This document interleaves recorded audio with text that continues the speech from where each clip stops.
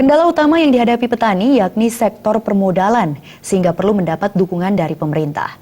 Program Jamkrida diharapkan mampu memfasilitasi pembiayaan petani melalui penyaluran bantuan kredit permodalan bagi pengembangan produk pertanian.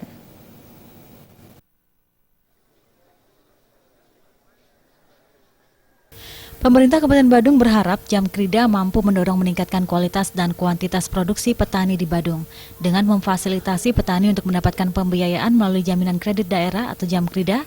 Diharapkan kesenjangan sektor pertanian di Badung Utara yang idealnya memasuk kebutuhan industri pariwisata di Badung Selatan dapat terpenuhi. Perlu kami sampaikan ketika RUF kemarin itu kami memang betul-betul sebagai pemegang saham kendali karena kami baru mempunyai fasilitas untuk berbicara di tetanan RUF itu.